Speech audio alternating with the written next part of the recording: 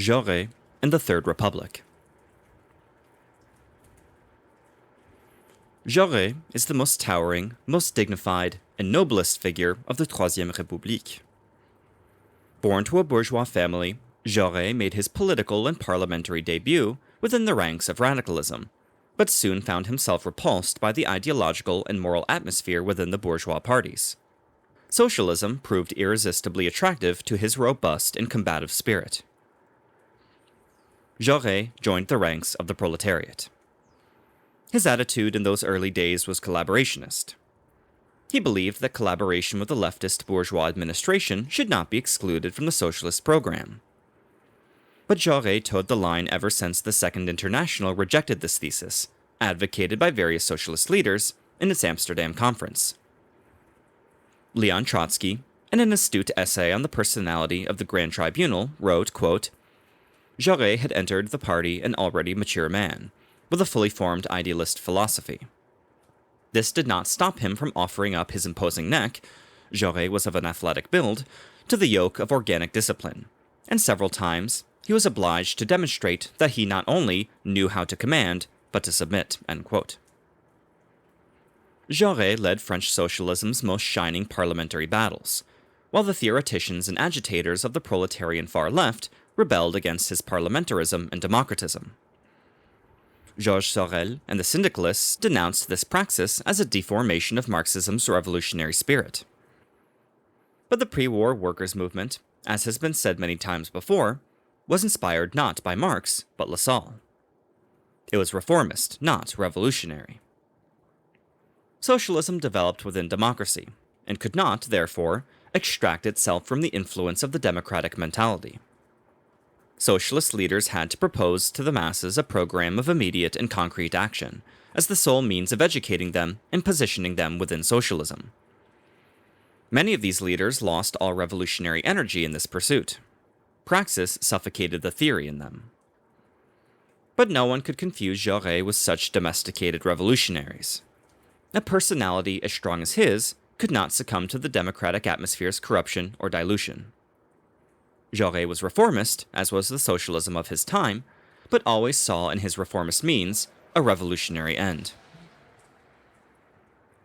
He placed his profound intelligence, rich cultivation, and indomitable will all in the service of the social revolution.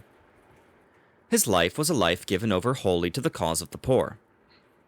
Books, newspapers, parliament, rallies, Jaurès employed every tribune of thought in his long career as an agitator. He founded and led the newspaper L'Humanité, which today belongs to the Communist Party. He wrote several volumes of social and historical criticism. He completed, with the assistance of some students of socialism and its historical roots, a powerful work, The Socialist History of the French Revolution. Across this history's 8 volumes, Jaurès and his collaborators focus on the various stages of the French Revolution from a socialist point of view. They study the revolution as a social and economic phenomenon, without ignoring or diminishing its character as a spiritual phenomenon. In this work, as he would throughout his life, Jaurès retains his idealist position and posture. Nobody is more resistant, nobody more opposed to a cold and dogmatic materialism than Jaurès.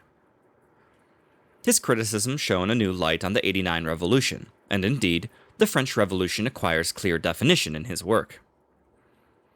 It was a bourgeois revolution, because it could not be a proletarian revolution, as the proletariat did not then exist as an organized and conscious class. The proletariat confused themselves with the humble bourgeoisie in their midst. They lacked a class-conscious ideology and direction. However, during the heated days of the revolution, people spoke of the poor and the rich. The Jacobins and the Babouvists vindicated the rights of the plebeian, and the revolution was, from many points of view, the revolution of the sans-culottes. The revolution was propped up by the peasants who constituted a well-defined social category. The urban proletariat, represented by the artisan, was pervaded by a petty bourgeois spirit. There did not yet exist large factories or industry. There lacked, in sum, the instrument of the socialist revolution. Furthermore, socialism had not yet found its methodology, but was rather a nebulous grouping of confused and abstract utopias. Its germination and maturation could only have emerged within an age of capitalist development. Just as the entrails of the feudal order gestated the bourgeois order was bound to gestate the proletarian order. Finally, the French Revolution emanated from the first communist doctrine, Babouvism. The spokesman of French socialism, who in this way demarcated the material and spiritual participation of the proletariat in the French Revolution, may have been an idealist, but he was no utopian. The motives of his idealism were in his education, his temperament, and psychology. A dryly materialist and schematic socialism was incompatible with his mindset, hence some of his contrasts with the Marxists and his honest and sincere commitment to the idea of democracy. Trotsky makes a very precise definition of Jaurès in the following lines. Quote, Jaurès entered the political arena in the most dismal age of the Third Republic, which at that time counted but a dozen or so years of existence, and which, devoid of solid traditions, was forced to battle powerful enemies and fight for the Republic, for its preservation, for its purification.